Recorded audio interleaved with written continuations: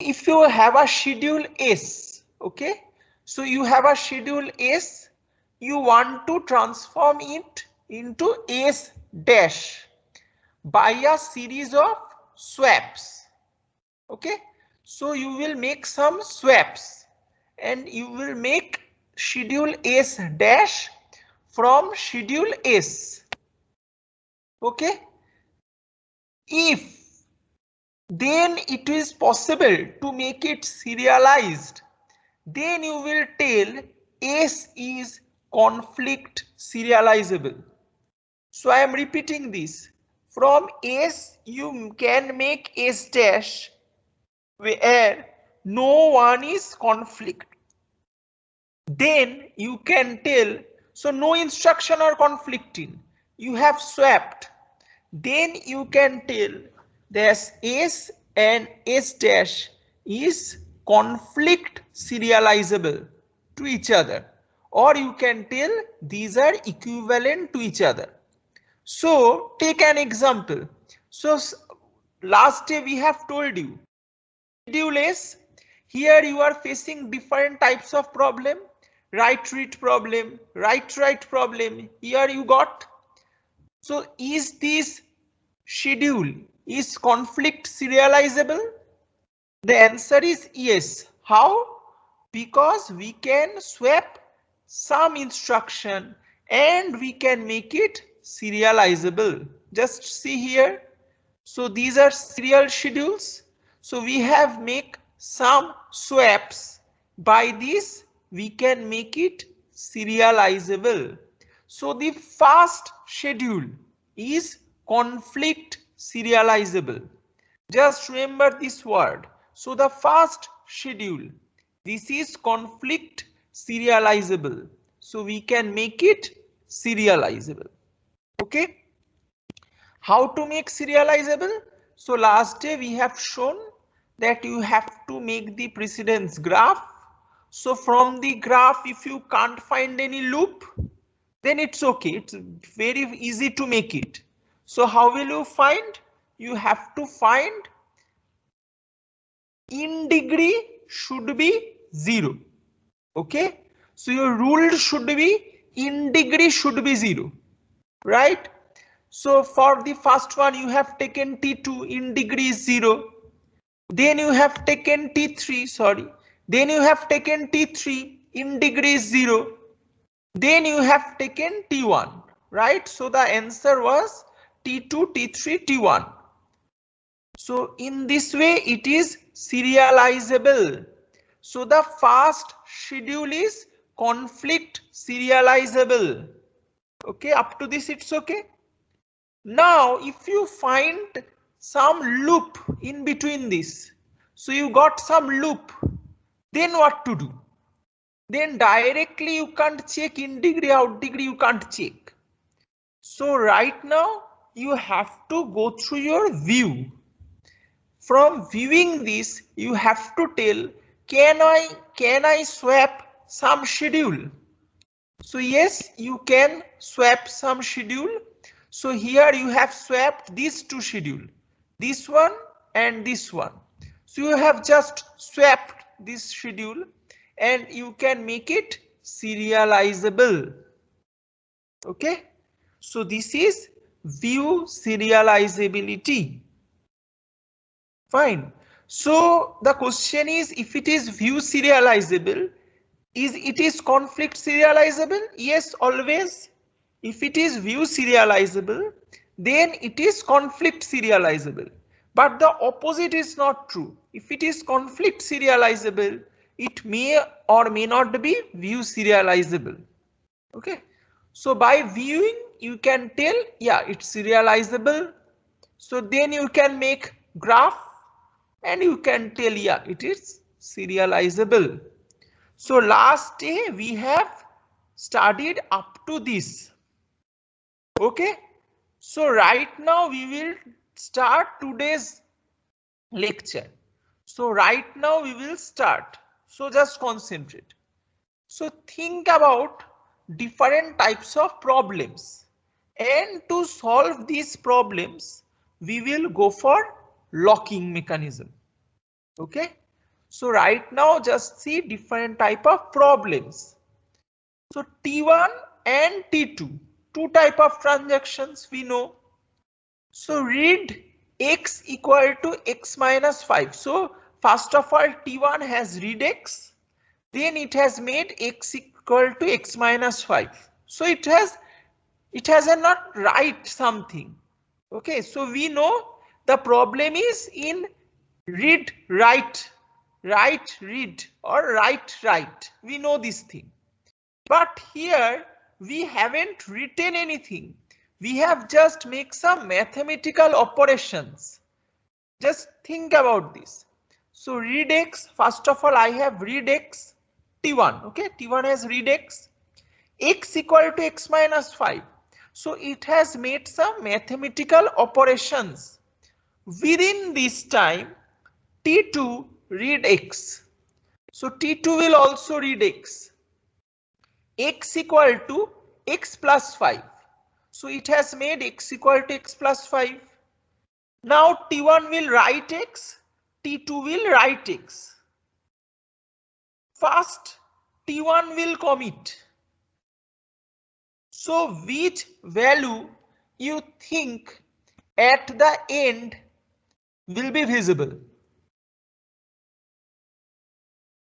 So I am giving you the question again. Just see. So read x. Then it has made some mathematical operation. Then write x, then commit.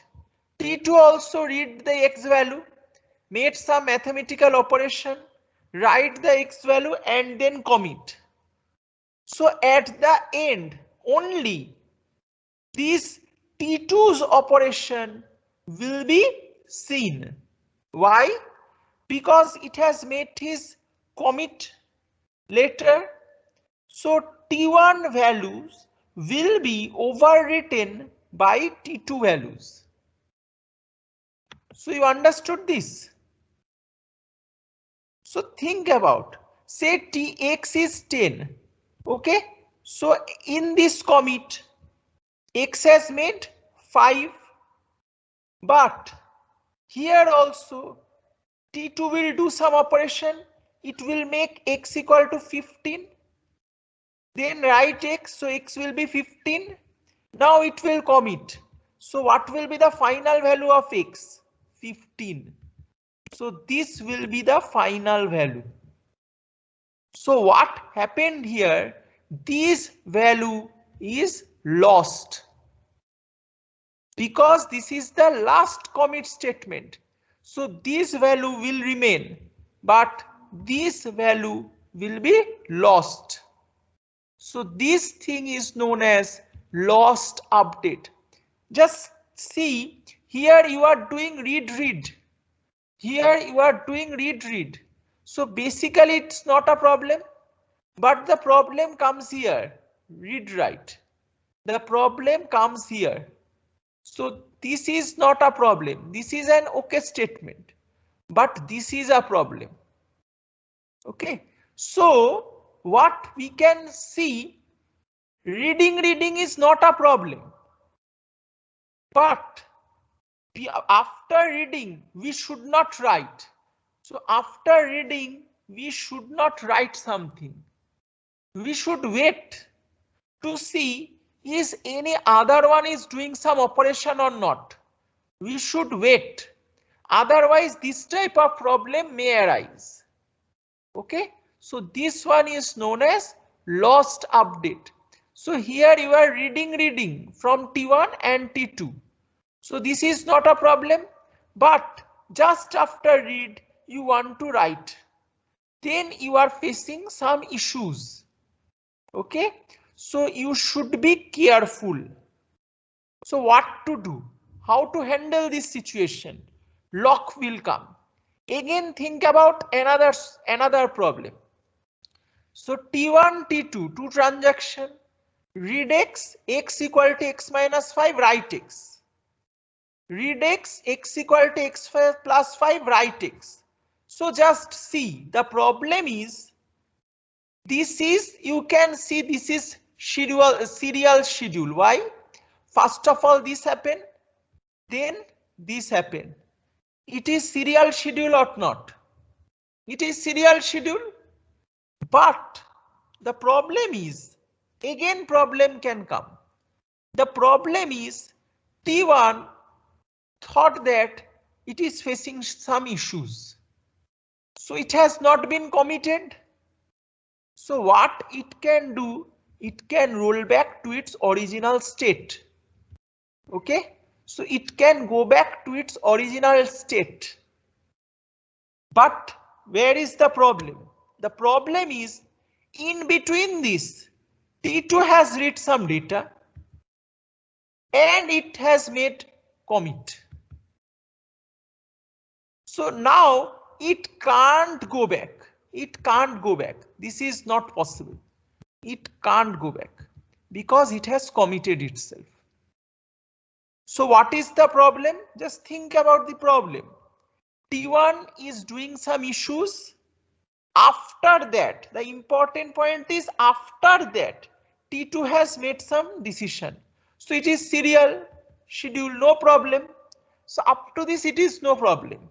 But the problem is T1 thought it has made some error. It may thought. So it has rolled back to its original state. Now these values are invalid. These values are invalid. But the problem is in between T2 has read this data, this invalid data. Now it don't know that these data are invalid. Okay. So in this time step, these data are valid and T2 has read them. And it has made commit. So what happened? Though T2 know I have done each and everything right, but no, at the end we will face problem because T1 has already rolled back. So this thing is known as uncommitted update.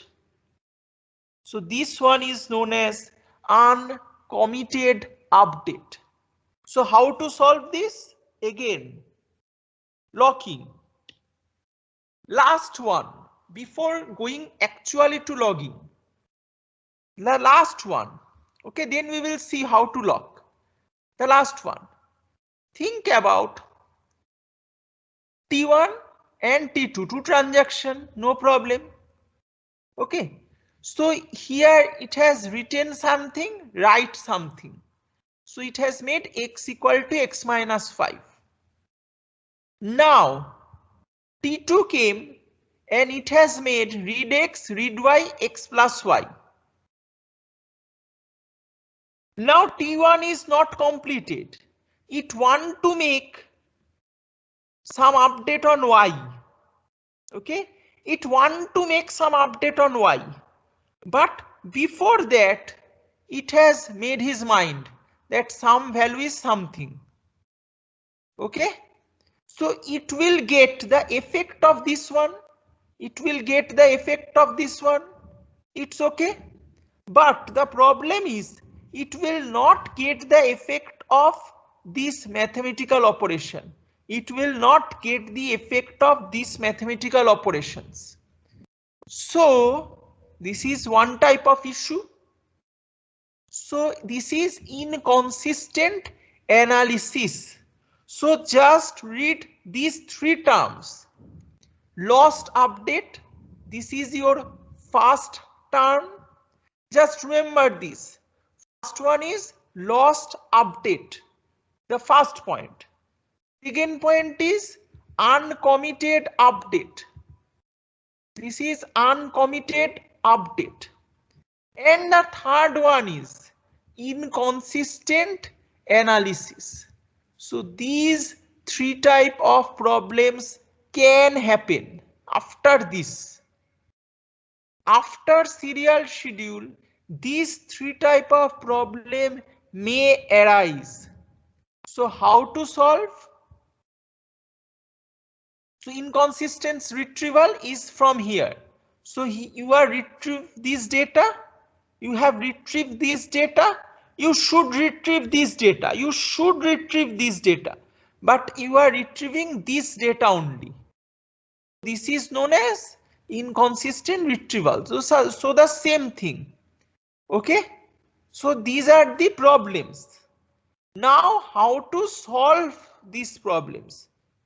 I have already told you, as an engineer you have to know what is the problem and how can I solve this. So our very important topic is locking methods. So right now we will start with locking method. So before starting locking method, I will give you 1 minute. Just tell me, do you understand what is the problem? So you have made some update, it has been lost. Or what you can do before commit. Okay, before commit you have made some decisions. So when it will roll back, you will not get the update. And the third problem is, before finishing all the arithmetic operations, you are trying to do some other, you want to fetch the data basically. So before completing all the mathematical operation, you want to fetch the data. So these will create your problems. Okay, so what is the only solution available? The only solution is locking methods. So up to this, do you have any problem? No, I think. No, I think. So now we will think about lock. So lock means when you will do something, you have to lock this data. Okay, so just think about any resource. So think about, say, Wednesday 8:30. Sorry, Wednesday, not Wednesday. Say Wednesday, sorry. Say from 11:30 or from 11 to 1 is my class.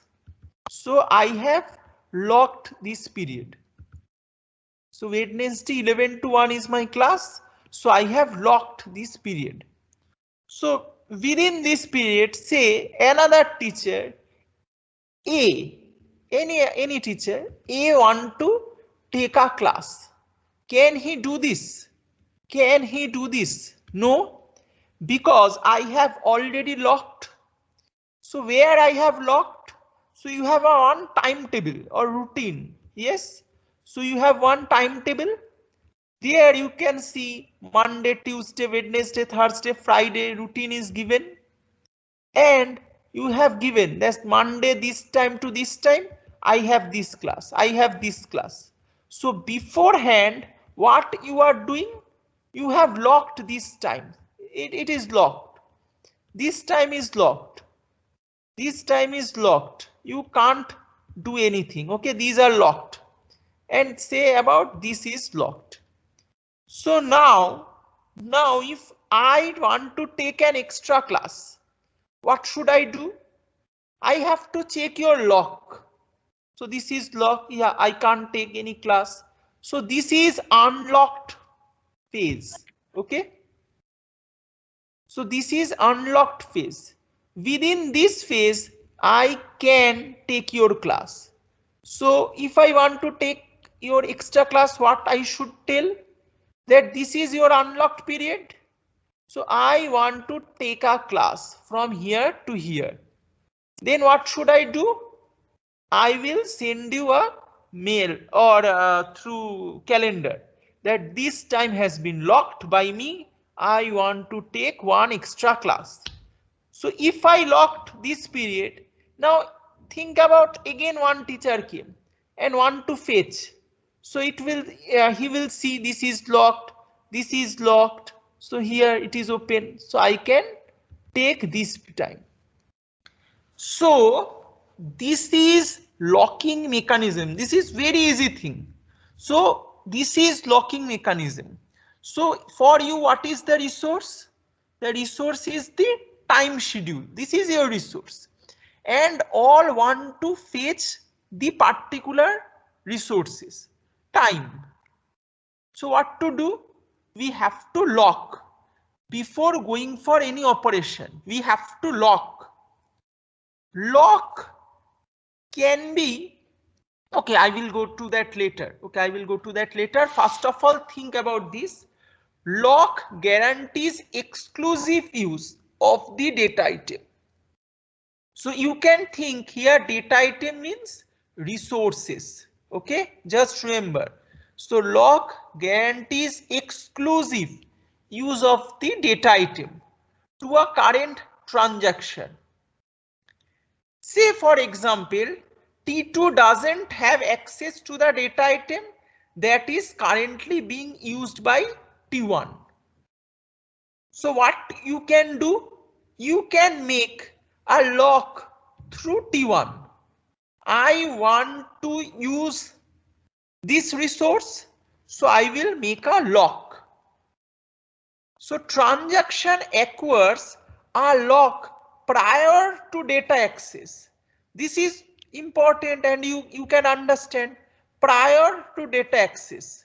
So if I want to take your class beforehand, I have to tell. Okay, on Monday 11:30 I can tell you that now I want to take your class. I can't. I have to give you the information at least one day prior that I want to access this time.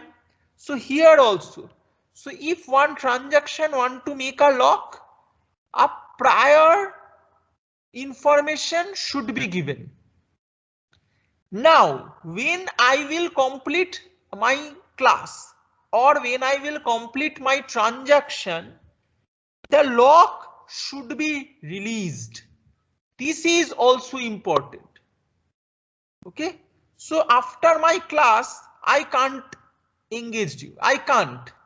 So I have to tell, okay, my class is off, my class is complete, so you can go. Then you can go to the next class. So when my transaction will be completed, I have to release the lock. This is very important. So you can understand, these are very easy things. You can think why I am wasting my time here. When we will go to the actual part, you can understand what is the importance of this. So two important things. First one is when you want to access the data, prior you have to acquire. You have to tell that I want to access this data. Then the lock will be granted to you. So here you have to use this word grant. Okay, so lock should be granted to you. Fine. When you will finish the transaction, then the lock should be released. Okay, so why lock is important? Required to prevent another transaction from reading inconsistent data. Okay, so in reality, another teacher can't come and take your class and can't see the inconsistent data.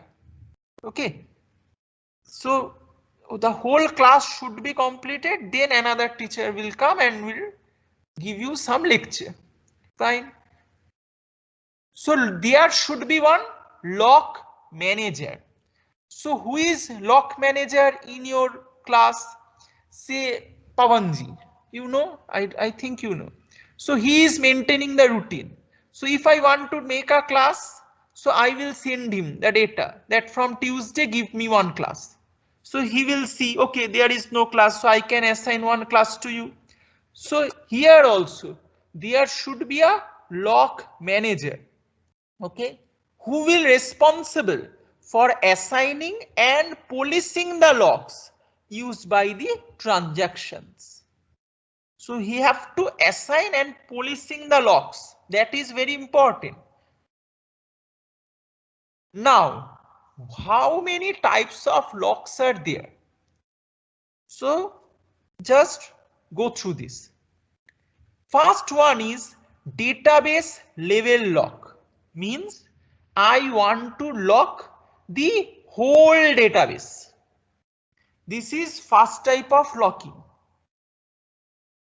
So I will tell you database type of lock means I want to lock Monday to Friday, whole thing I want to lock. So nobody can come between this. Okay. Table level lock. So the entire table can be locked. Okay. So in reality, you can think about only one day, only Monday I want to lock. Okay. Then page level lock. So in reality, you can't go through this in your schedule or in your timetable. We can't give you example. So I will give you exact example. What is this? I will give you examples. So then page level lock. So you can lock the whole page. Then row level lock. So you can lock the whole rows of an database. And field level locks. So database level lock, table level lock, page level lock, row level lock, and field level lock. So go through about, so we will give you examples. So one by one we will start. Just remember these diagrams and try to memorize these concepts. These are very important concepts. Okay.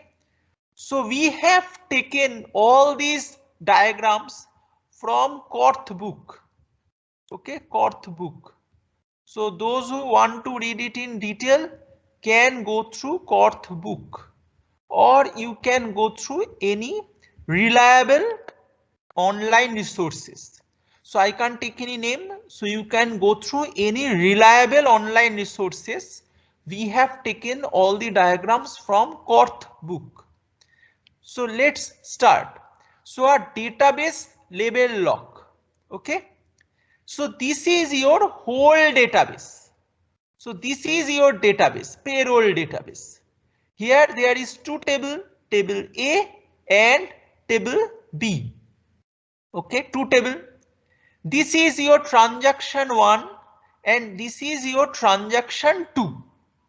Transaction 1 want to update table A and transaction 2 want to update table B.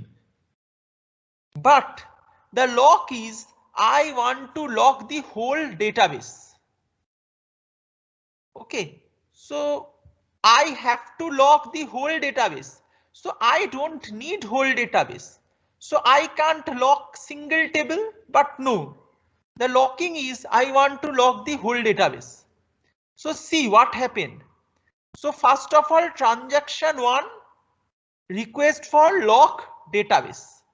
So transaction 1 request that I want to lock this database. So in timestamp 2, OK message come. So it has been locked. So the whole database is now going to transaction T1. So it will do some operations and on 6th timestamp it will unlocked. Okay. Now see about transaction T2. So it has sent it lock request on timestamp 1, but it has to wait. Wait. Up to this it has to wait. Why?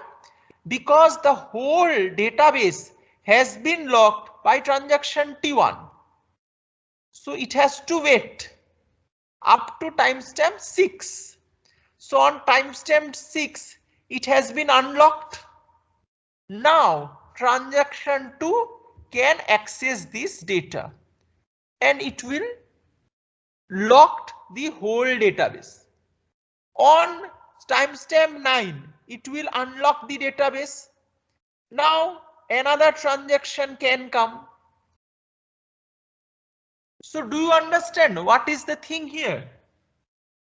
So say for example, this is your whole Monday to Friday. I need only say Monday, but I am just locking Monday to Friday, each and everything. Is it a good solution? No, you can understood. This is not a good solution. I need only table A, but I am locking the whole database. So this is unnecessary type of locking. So this is unnecessary.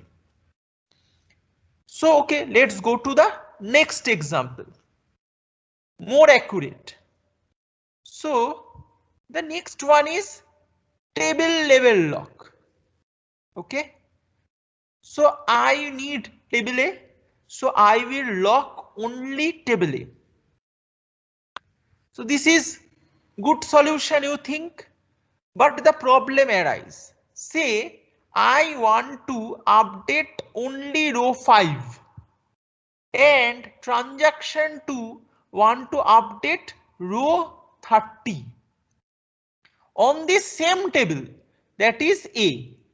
So on this same table, that is on table A, it want to update row 5 and transaction 2 want to update row 30.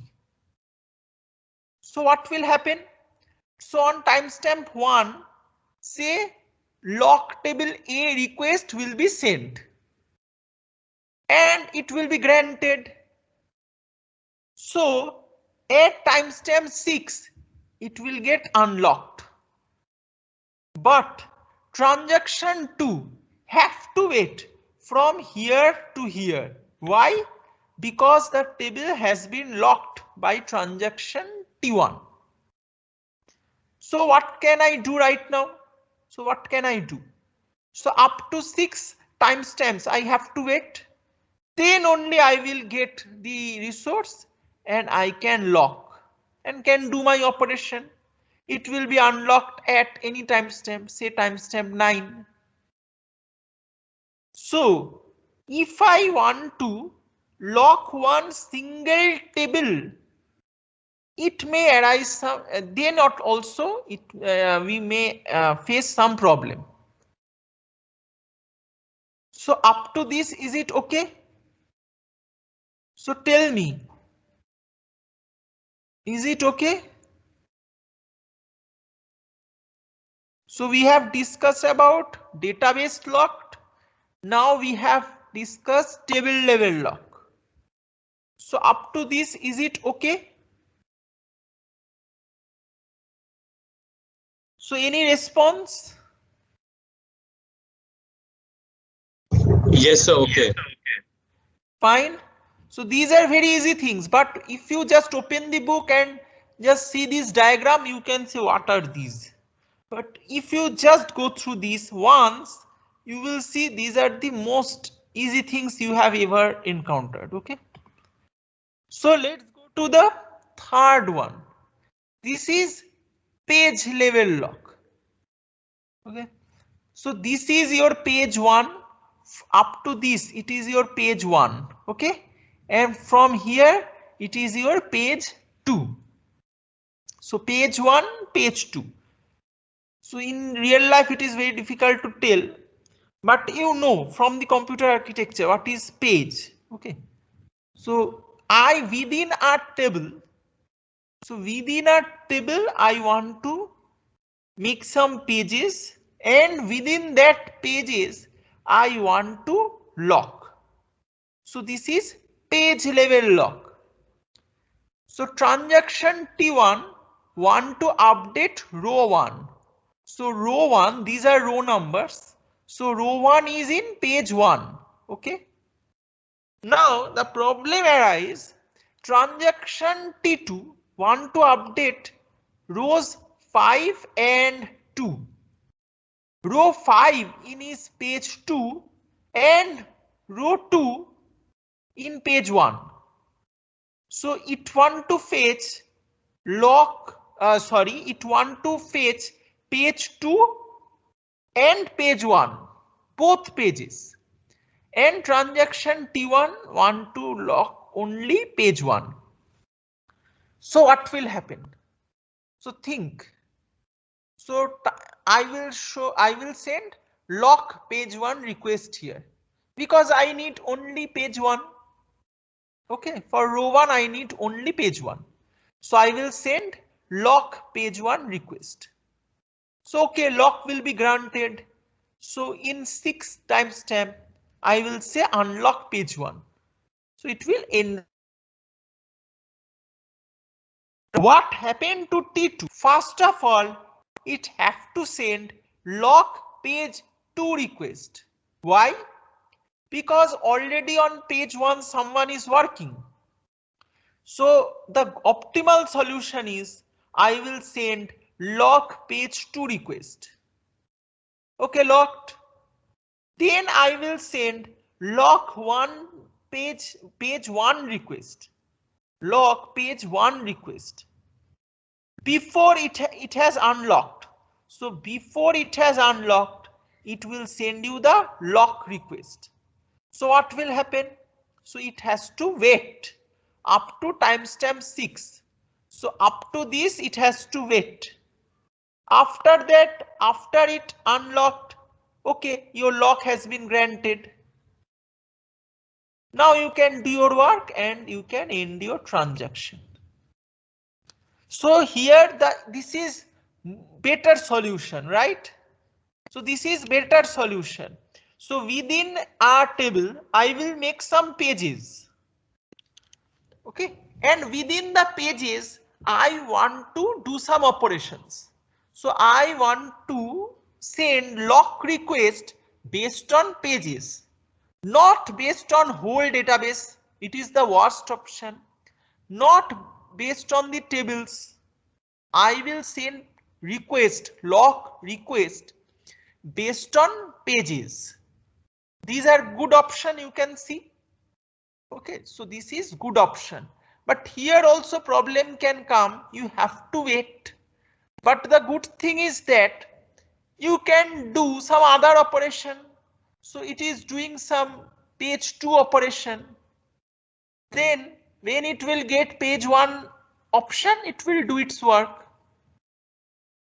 Okay, so simultaneously we can proceed our transactions. So within page, can we go for row level lock? It is more good. Why? Because here I am not taking the whole page itself. I am going for each row. So I will go for row level lock. It's good. So think about transaction 1 will update row 1. Okay. Transaction 2 want to update row 2. So what will I do? So I will send lock row 1 request and it will send lock row 2 request. Both lock will be granted. At the same time, both lock will be granted. And you can end your transaction as early as possible.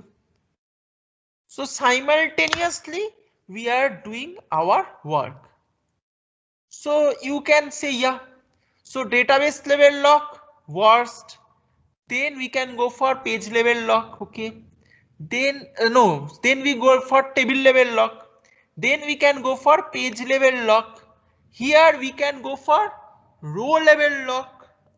The last one, sorry, yes, the last one, that is field level lock. So this is your last one, last type of lock, field level lock.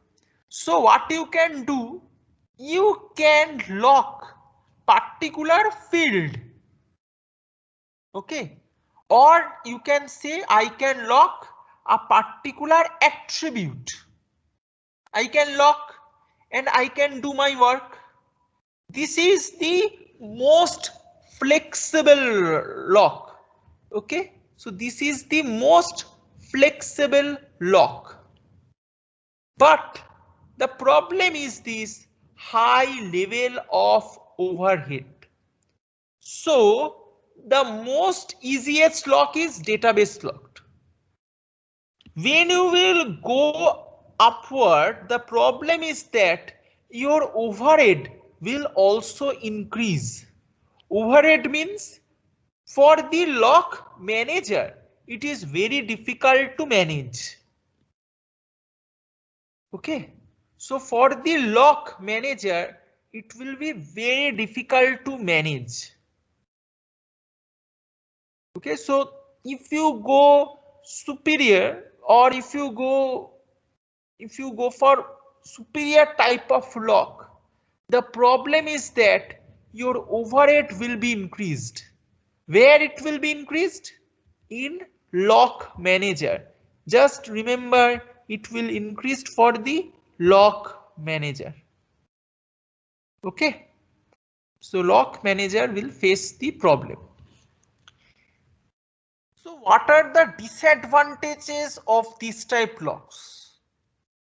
So all the mentioned locks, what we have mentioned till now, are dependent on database resources, but not only on transactions. So based on the operations of transaction, lock is not granted to you. Lock is granted to you based on the database resources. Like, I want to lock the whole database. I want to lock pages. I want to lock tables. So you are trying to lock database resources. But can you think it from the different aspect? That is, can you lock these things from the perspective of transactions? Then it will be easier for you. Okay, so can you lock these from the perspective of transactions, not from the perspective of resources? So till now we are locking perspective of resources. Now we will learn how to lock from the perspective of transactions. So the disadvantage of the earlier type of locks, it will increase the overhead and can cause deadlocks. So do you know what is deadlocks? Do you know what is deadlocks?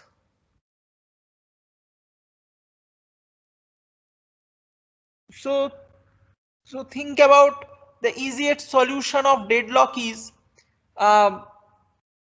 I will tell you that if it is raining outside, I will not take your class.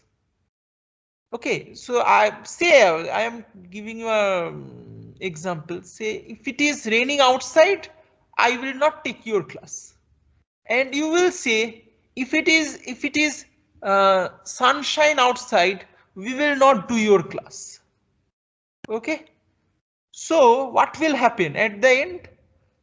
We can't make any class because there is two options, it will rain or it will sunshine. So I am not taking your class and you are not doing my class. So at the end we will go for one deadlock. Okay, so this thing is known as deadlock.